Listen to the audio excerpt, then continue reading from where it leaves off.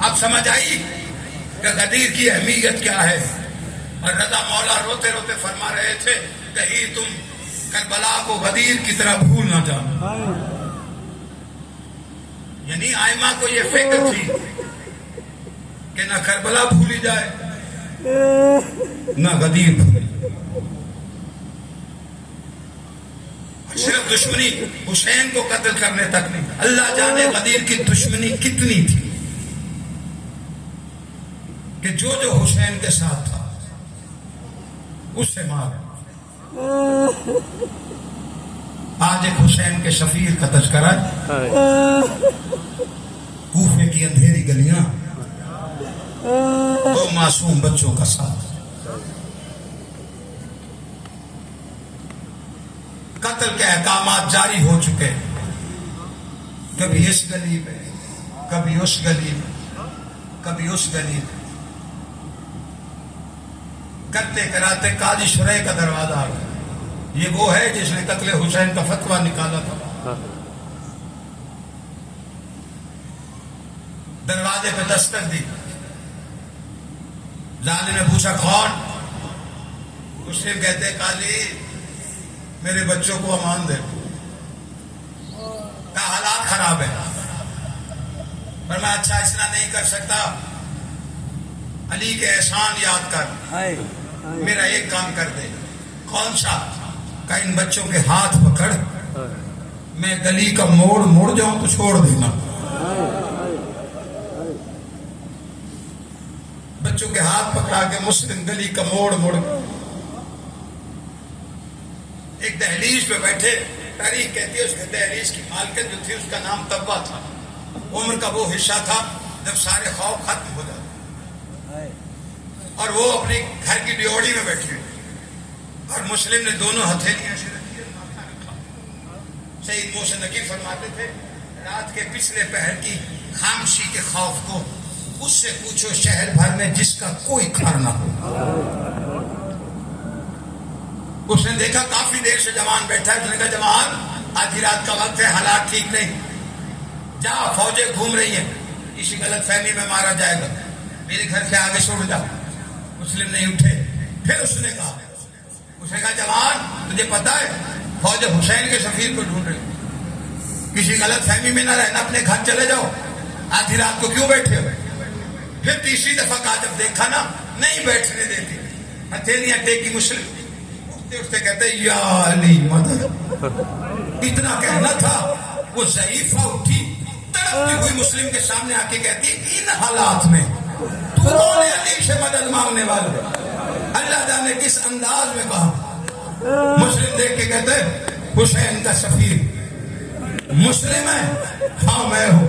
ہاتھ باندھ کے کہتے جتنی دیر باہر کھڑے رکھا اتر اس کی معافی دے رہا, زہرا سے میری شکایت نہ کرنا, آ میرا گھر حاضر. جیسے ہی گھر میں آئے اس نے جام پانی کا لیا, جام پانی کا مسلم کے ہاتھوں میں آیا. مسلم نے ایک دفعہ جام کو دیکھا, پھر باہر گلی کو دیکھا. اللہ جانے وہ نکڑ یاد آئی جہاں بچے چھوڑ آیا تھا. مسلم سے پیا نہیں گیا. ساری رات مسلم نے اپنے آقا حسین کی طرح آخری رات مصلے پہ عبادت میں بسر کی. صبح مخبری سے اسی عورت کے بیٹے کی مخبری سے فوجیں آ گئی. جیسے فوجوں کی آواز آئی نا, مسلم نے تلوار نکالی, باہر جانے لگا. ضعیفہ سامنے آ کے کہتی ہے اندر رہ کے لڑ, اگر تجھے کچھ ہو گیا میں سیدہ سے شرمندہ ہو جاؤں گی, اندر رہ کے لڑ. لاہور والوں جملہ کیسے سنو گے, کیسے ماتم کرو گے, اندر رہ کے لڑ.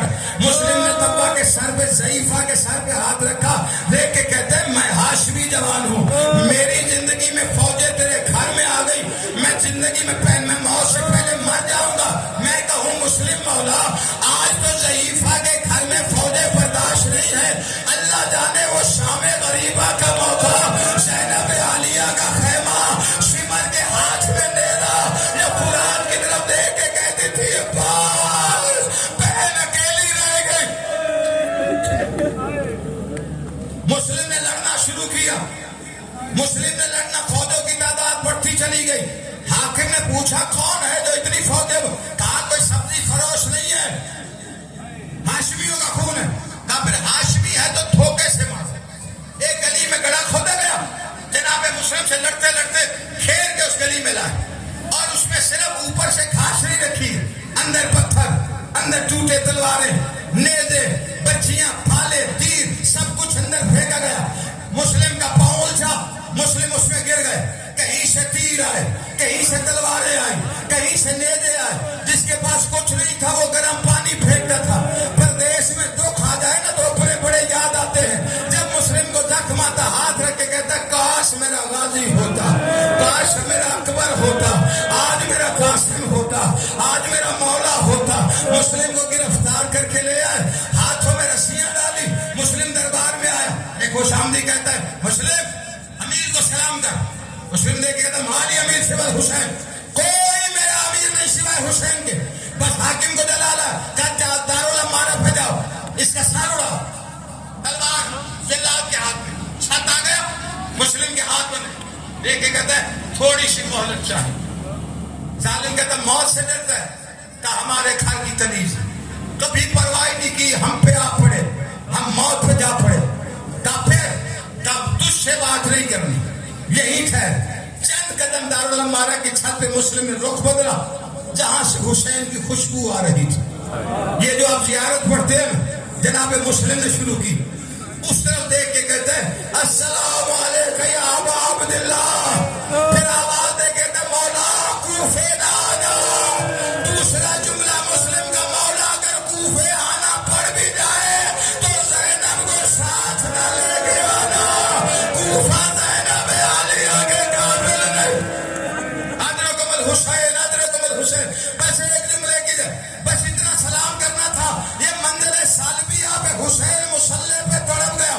عباس نے دیکھا حسین کی آنکھوں میں آنسو، جیسے ہی آنسو دیکھے آگے سامنے بیٹھ کے کہتے میری زندگی میں تیری آنکھوں میں آنسو کیوں آئے ہیں؟ شبیر روتے کہتے ایک منظر دکھانا ہے، تیری دے جلال کا خوف ہے۔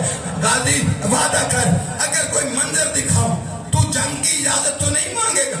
جب کہا نا ہر جگہ حسین نے روکا ہے، جب کہا نا جنگ کی اجازت نہیں مانگی، ایسے ہاتھ ہے مل کے کہتا ہے اگر ایسے ہی مرنا لکھا نہیں کرتا میں جنگ، منظر دکھا۔